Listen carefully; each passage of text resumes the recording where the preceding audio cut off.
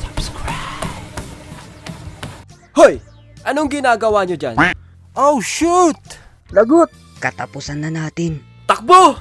Dahil nag-umpisa na ang face-to-face classes, ay tuturuan ko kayo kung paano mag-cutting.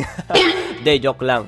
Ngayon ay pag-uusapan natin kung ano-ano ang mga dahilan kung bakit nga ba tayo nagka-cutting. Isang reason ko dati, nung bata ako, nahiligan ko manood ng anime at cartoons. Anime na naman. Yes, dati kasi sa TV lang ako nanonood. May isang channel kasi dati na nagpapalabas sila ng mga 3 hanggang 5 episode. Syempre, dahil ganun kadami na episode ang pinapalabas, para sa akin sulit na yon. So dahil gusto ko matutukan yung istorya ng pinapanood ko, hindi ko talaga pinapalagpas. Tumatakas ako sa klase at dumidiretso pa uwi ng bahay. Meron pa nga yung time na abutan ako ng tatay ko. Bakit andito ka? Wala ka bang pasok? Early dismissal daw kami. Nagsinungaling pa ang potik. Kaya sa mga parents dyan, huwag maniniwala agad pag sinabi ng anak nyo yon. Online games. Napakasarap maglaro mga min. Ipaparanas nito kung paano maging malakas. Dito mo din mararanasan yung mga bagay na hindi mo nararanasan sa totoong buhay. Kaya minsan, tinatawag nila itong escape from reality. Yung wala kang jowa sa totoong buhay, pero yung character mo sa online games, magkakajowa. Diba? Dahil medyo na-addict ako sa paglalaro ng online games. Wow, medyo ha. Isa yan sa dahilan kung bakit ako nagkakating. Pre, may event daw mamaya. 10 times XP boost daw. Makaka-level up tayo ng mabilis. Tsaka magaganda daw boss drop. Talaga pre, tara cutting tayo. Sayang yun. Oh, sheesh! May event mamaya. Hindi ko pwedeng palagpasin yun. Baka mas lalo sila lalakas kaysa sa akin. At si Jen ay nag-cutting. Dahil wala akong personal computer dati, computer shop ang isang naging takbuhan namin kapag nagka-cutting kami. Bakit mo kinikwento yan? Baka gayahin ng mga bata. Oo nga no. Wait, lagyan ko ng ganito. Tilut, tilut, tut. Ang programang ito ay rated SPG. Istriktong patnubay at gabay ng magulang ang kailangan.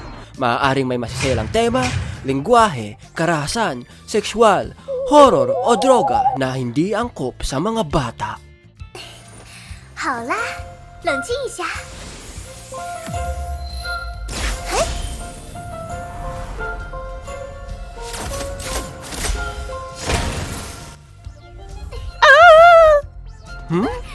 Anong pinapanood mo dyan? K-drama? Hindi! Animated short ni Alicia, titled Because of You. May bago kasing game patch, 6.0 version sa... Honkai Impact 3rd? Oo, tara, panoorin natin!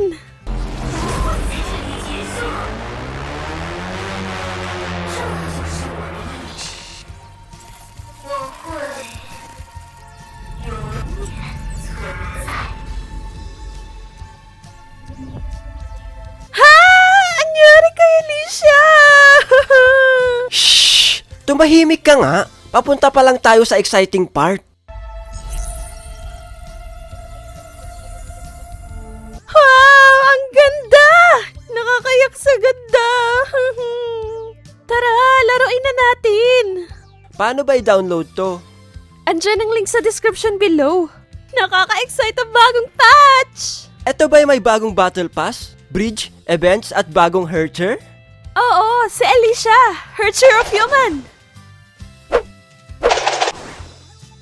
Honkai Impact 3rd version 6.0! Here I come! Boring. Yes, madali ako maboring dati sa school. Sa isang tulad ko na hindi mahilig mag-aral, mabilis talaga ako maboring. Kaya kahit anong gawin ko para mag-concentrate sa itinuturo ng teacher, wala talagang pumapasok sa utak ko. Ewan ko nga kung may utak talaga ako Gumagawa naman ng paraan yung mga teacher natin para hindi tayo maboring. May mga activity sila na pinapagawa sa atin para lang maging active yung utak natin at mag-focus sa itinuturo nila. Kaya salute sa mga teacher natin dyan, hello po sa inyo. Pero hindi nila kaya yun everyday kasi nakakapagod yun. Imagine, need mo gumawa ng paraan everyday para lang pasayahin yung mga estudyante. Diba?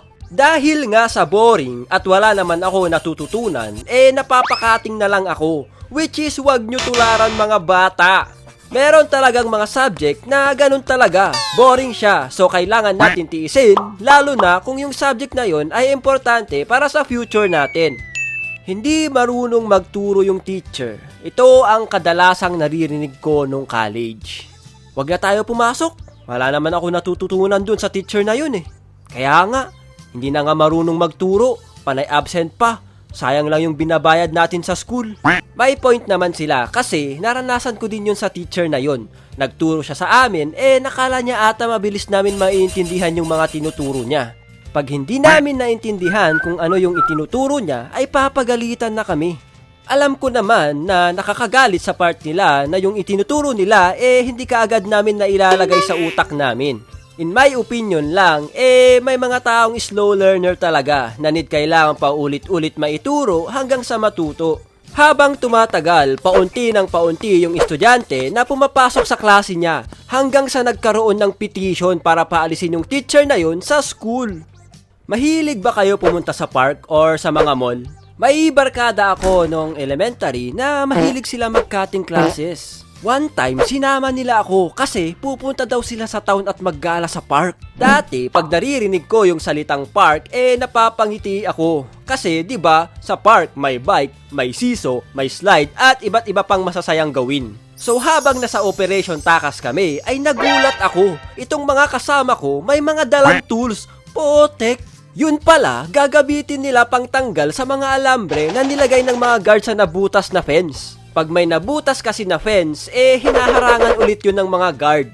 After namin tanggalin yung mga alambre, ay dali-dali kami sumakay sa jeep para pumunta sa town. So, sa mga magulang dyan, ipasyal nyo yung mga anak nyo tuwing weekend para hindi nila maisipan mag-cutting. Nung high school days namin, nahuli ko sila Pinya at Mac na may masamang binabalak. Uy, saan kayo pupunta? Magkakating kami. Saan yung mga bag nyo? Iniwan namin sa tambayan. Uy, sama ako. Punta kayo sa baba. Ihagis ko yung bag ko. Hinagis ko yung bag ko sa kanila Pinya dahil malapit na ang time. Kapag nakita ng mga teacher na nakabag akong umalis, siguradong magtataka siya. Dali-dali kaming tumakbo papunta sa gate dahil once na close na yun, hindi ka na makakalabas. Ops. Saan kayo pupunta? Ano po, bibili lang ng cotton band. Sige, bilisan nyo At hindi na sila bumalik.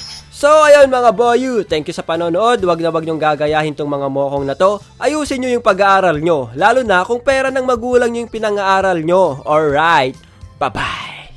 Shoutout nga pala sa mga bumili ng merch natin dyan kay Loniel Jane, Benedict Rai, Brisea02, Cindy Lanuzo, Maricel Ibo, Natalie Bernardino, Alison Carii, Rochelle Branco, Richard Aripio, Ingrid Arado, Bernard Cruz, Rachel, Anika Jasmine, Reese Reyes. Ariga, thank you guys.